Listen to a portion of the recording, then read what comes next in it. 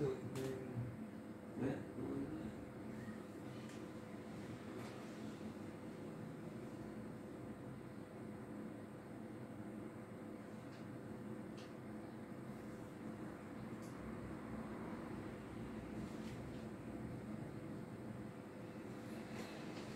Đấy, bóng điện điểm nào mắc ở chỗ khác chói mắt mình nhỉ, bóng điện này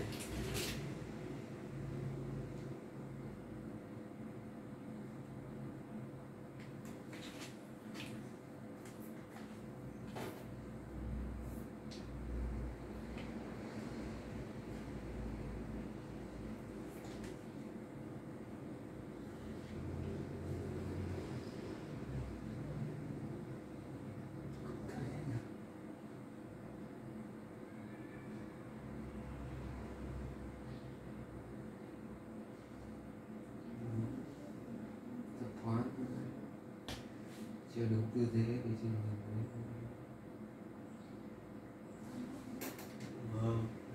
sau sương mù rồi.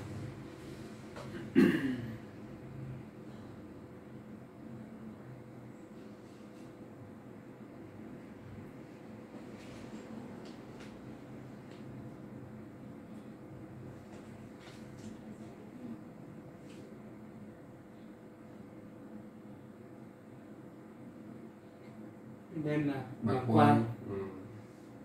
Bên dưới tí đó, khe đùi đấy, sắp tới Sắp rồi. đấy, cái tầng xi môn rồi đấy.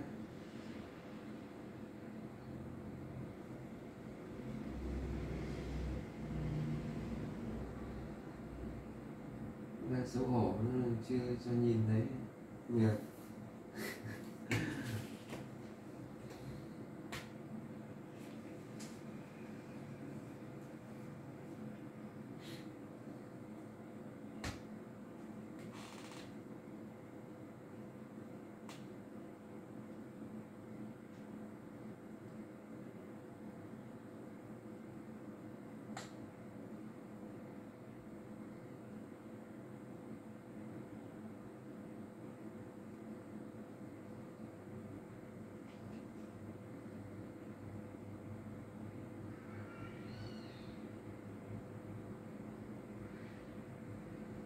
Nó khép chân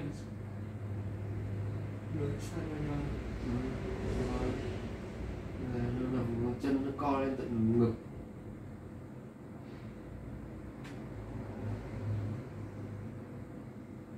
Đầu gối chạm vào cằm. Sang hút tròn. Đầu kết sang phần đầu kết.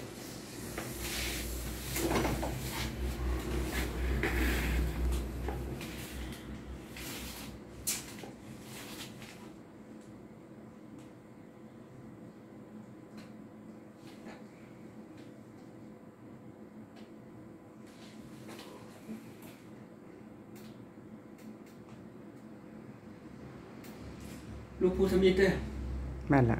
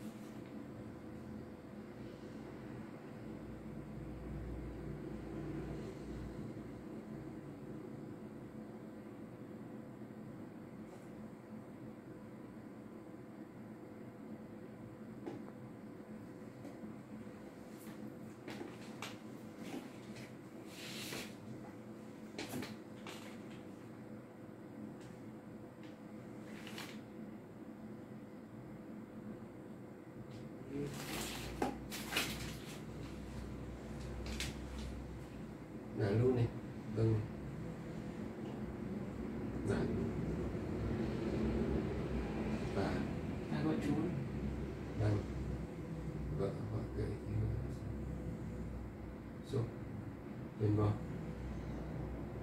ta này, ta này, ta này.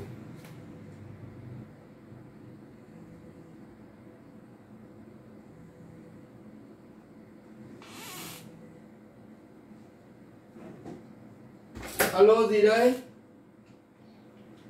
Alo. Dừng rồi à? Dừng rồi. Việc gì ra mà khỏi đến nữa.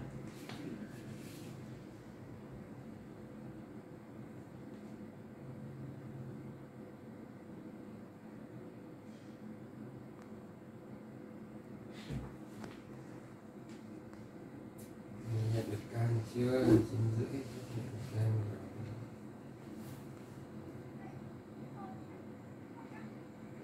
Thì tí nữa anh nhà anh cáp lên thì em bảo hết 100.000 tiền cước.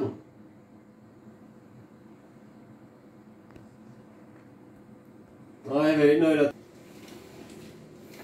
Chắc nó hết rồi. mà vớ mang ra xe cái vạch ra xem, kiểm tra xem cái bánh ấy để trong đấy không.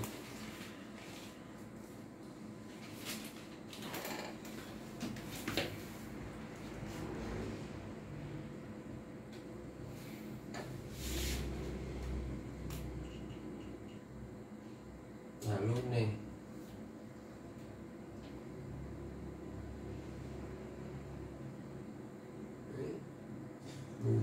Tự nhiên là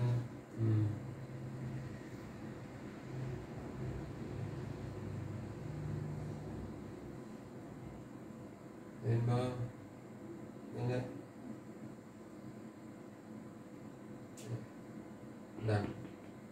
Đằng này phải nhìn thấy hai xương nhé, đúng không? Mỗi có hai xương đâm mía đây, nó có một xương hay là nó không có cái xương nào ở đây, nó chỉ có mỗi tí da hay là không được. Mịt lắm. Đây.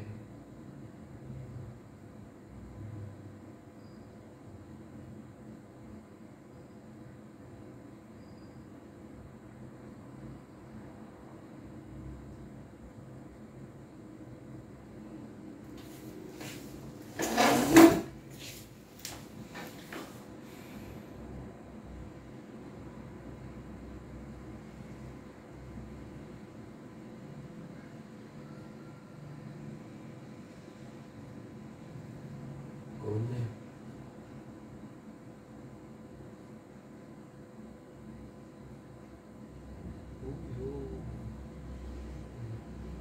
Nhìn nhá. Vâng này, nhìn này. ba bên này luôn, chắc chắn ba bên này. Và vạch đấy. Môi bé này, môi lớn ở hai bên này. Nhìn nhá.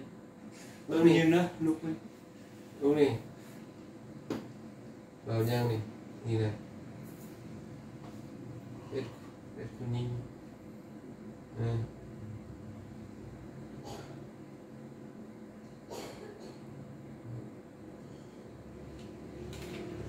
Tự nhiên là đúng rồi. Chà.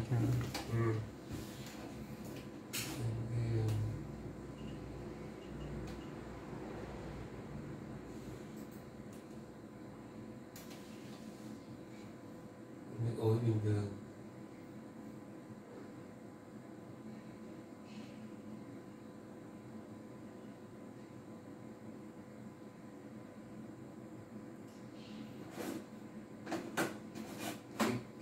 Cái cắt bụng người trao đổi thêm với nguồn tí nhé, đang dỗi việc.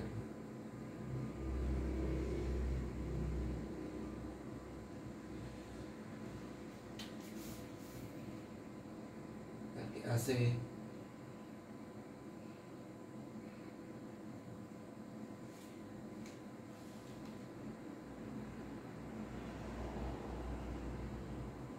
cắt từ lưng ra, đúng không? Cột sống lên rồi. Dạ.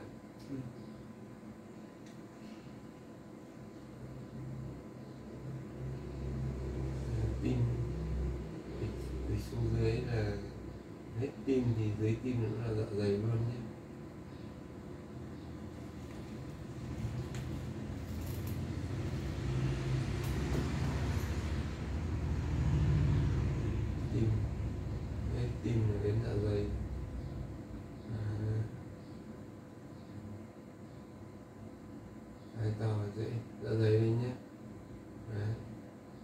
sang dạ dày là được.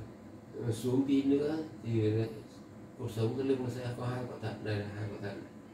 Đấy, như này là quá hơi sâu rồi. Đấy, cắt trên quả thận ngang cái này, được chưa? Đấy, lên quá một tí nữa mà thấy tim đập thì nó lại cắt vào cái vòng ngực nó rồi đây. Đấy.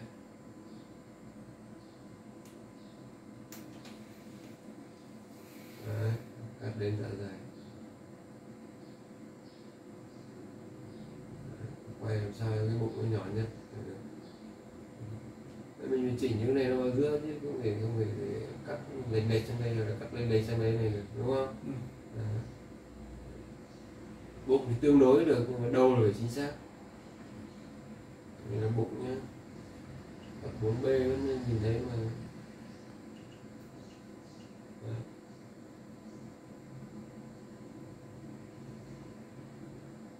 Bụng này nhìn thấy dạ dày này.